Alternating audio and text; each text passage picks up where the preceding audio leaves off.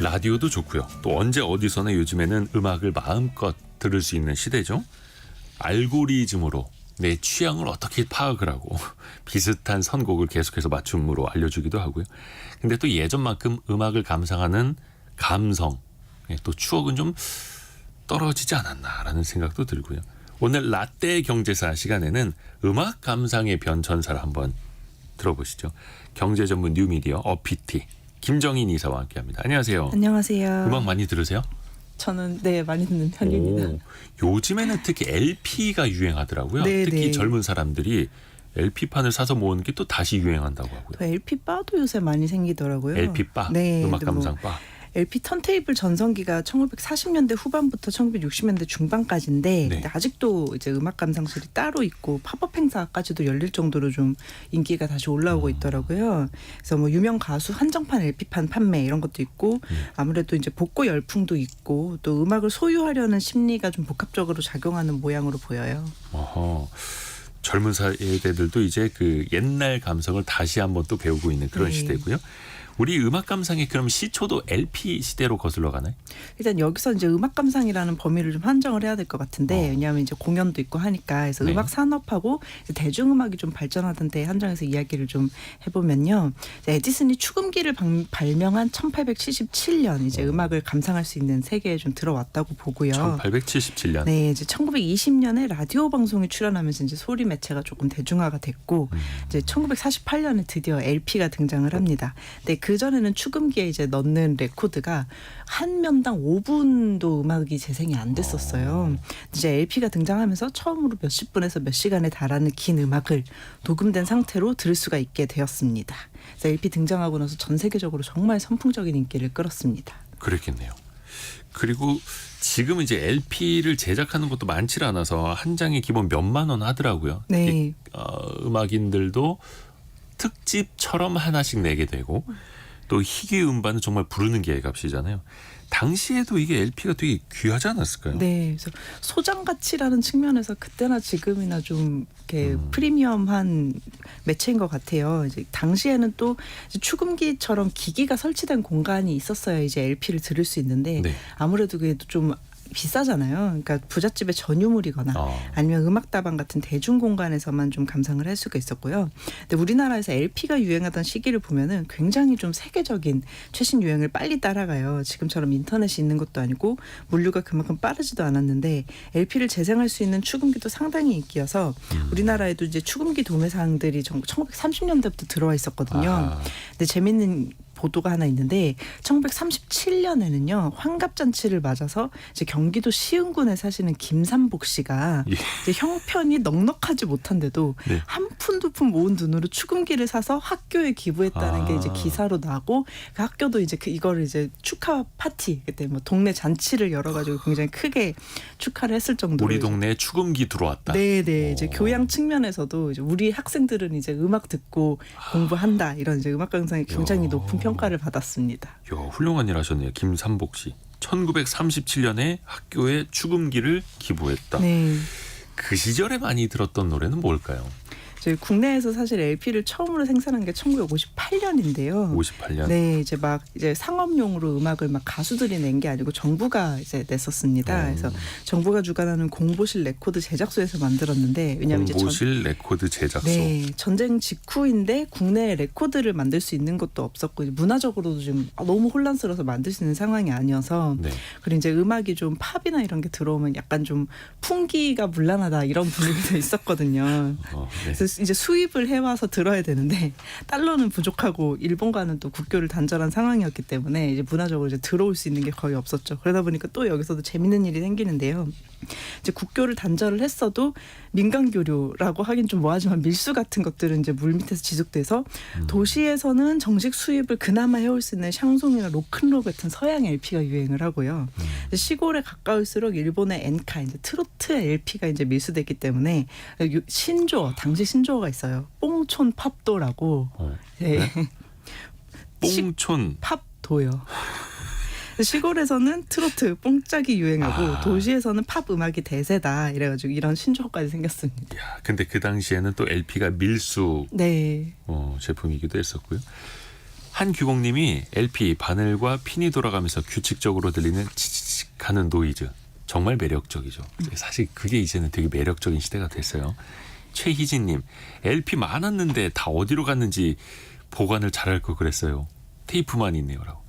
아마 이사하시면서 막 정리하신 분들도 많고, 근데 지금 시대를 다시 이제 돌아보면 그때 버리지 말 걸, 아깝다라는 생각하시는 분들 굉장히 많으실 거예요. 그러다가 카세트 테이프 시대가 오지 않습니까? 네, 맞습니다. 이제 계속해서 사실은 음악 감상이 좀 개인화되는 과정인데요. 네. 1964년에 녹음 테이프가 등장을 합니다. 이 카세트 테이프가 우리나라에 들어와서 대중화되기 시작한 시기가 1970년대예요. 이제 무엇보다 이제 차에 카세트 플레이어가 장착된 게 큰 영향을 미쳤거든요. 운전하면서 음악 틀면 참 좋잖아요. 그렇죠. 듣는 것밖에 할 수 없으니까 사실 운전할 라디오가 때는. 더 좋긴 합니다만. 네. 1975년에 네. 현대자동차 포니가 처음 생산이 되면서 네. 이후 자동차 보급률이 굉장히 빠르게 늘었거든요. 근데 카세트 테이프는 LP에 비해서 싸고 휴대하기 편리하고 용도가 좀 다양했어요. 그래서 특히 녹음 용도가 좀 있었습니다. 녹음. 네. 녹음하면 빠질 수 없죠. 임수성 님도 라디오 들으면서 공테임 넣고 좋아하는 노래 나오면 녹음시켜서 노래 모음집 만들었던 기억이 있다고. 다들 그런 기억도 있으실 것 같아요. 해보셨어요 혹시? 네. 그 세대이신가요? 영어 공부할 때. 영어 공부할 때 그 시절에 생각나는 한번 이름 떠올려 보세요. 워크맨, 맞아요. 마이마이 이런 거 하나씩 있어야 됐고 허리춤에 차고 다녔습니다. 이것 통해서 또 라디오에서 나오는 음악 많이 녹음하기도 했었고요.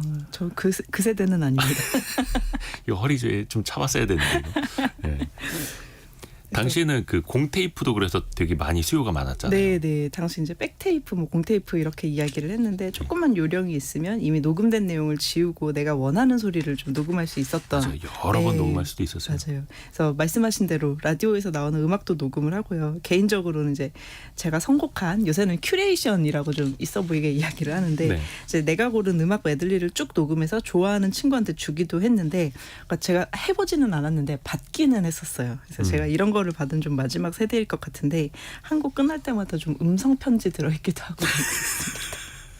그리고 녹음 잘못하면 이제 광고 들어가 있고 옆에서 떠드는 소리 들어가기도 하고.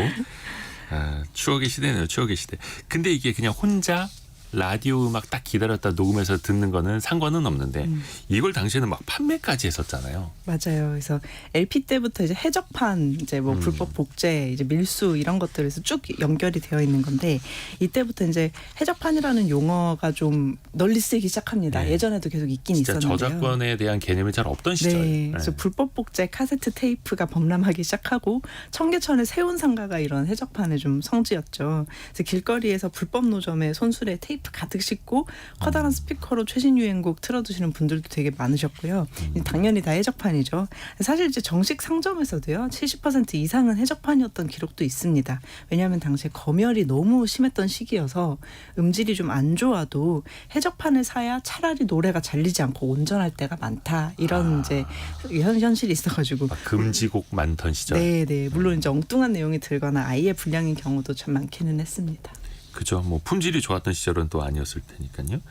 그리고 당시에는 길거리에서 리어커 위에다가 테이프들을 올려놓고 파는 것들 되게 많았어요. 그래서 네. 그걸 이제 길보드 차트라고 부르기도 했었고. 맞아요. 그래서 길거리에서 노래를 틀어가지고 테이프를 팔려면 노래가 진짜 좀 좋아가지고 걸음을 멈추게 해야 되잖아요. 그래서 길거리에서 많이 울려 퍼지는 노래들을 이제 직관적으로 길보드 차트라고 해서 노래 히트 정도를 평가하는 문화도 좀 그게 있었고요. 당대의 최고 히트곡이었고. 네. 그래서 1세대 아이돌 등장하던 1990년대 중반부터는 아예 신문기사에서도 뭐 길보드 차트라는 말을 그냥 쓰고 또 나름 깊이 있게 분석도 하더라고요.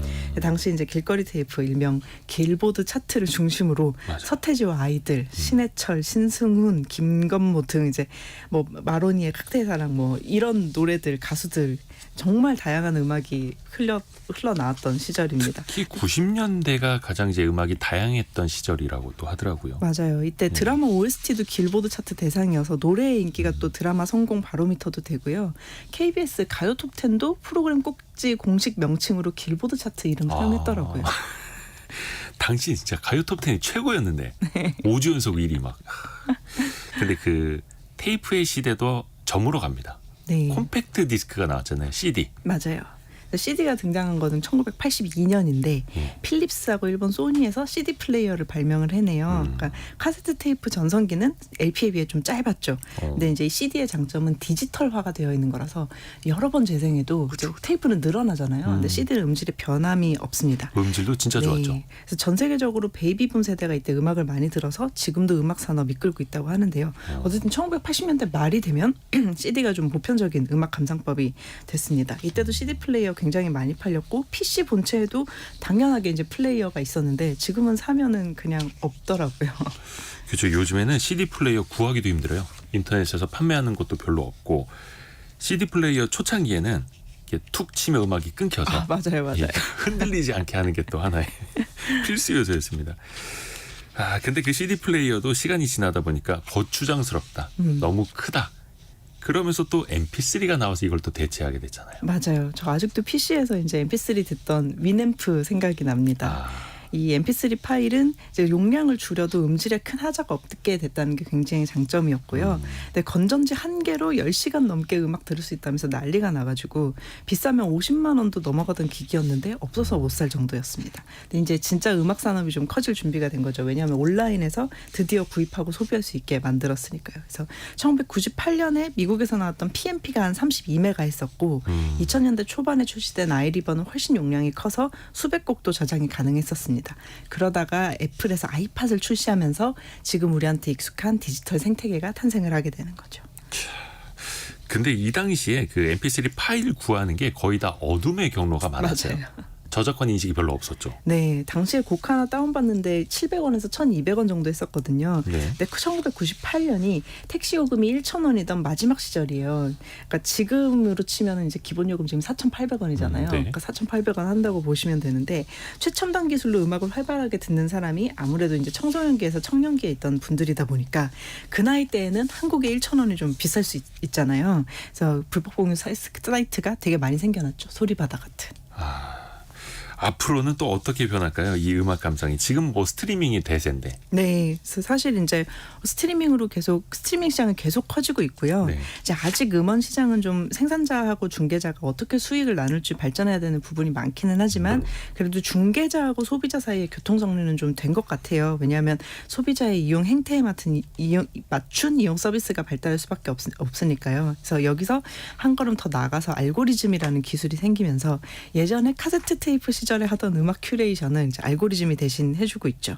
그래서 한편으로는 이제 CD도 조금 다시 뜨고 있고요. 그래서 아무래도 소유하는 경험이 좀 중요해지고 있는데 음악에서도 공연과 함께 다시 이제 고객한테 줄 수 있는 경험이 음악을 좀 소유하는 감각, 취향을 소유하는 감각 같아요. 내 것이라는 생각이 들면 더 애정이 가고 더 깊이 있게 맛볼 수 있기도 하고요.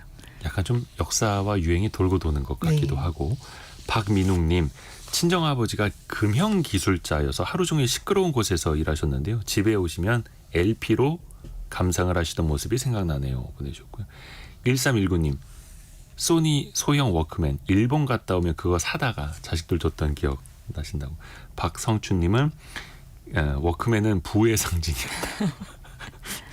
곽정은님 그 감성이 그리워요 라고 보내주셨고요. 또 추억으로 한번 떠나본 시간이었습니다. 라떼 경제상 OPT의 김정인 이사 함께했습니다. 고맙습니다. 감사합니다. 라디오 정보센터 다녀옵니다.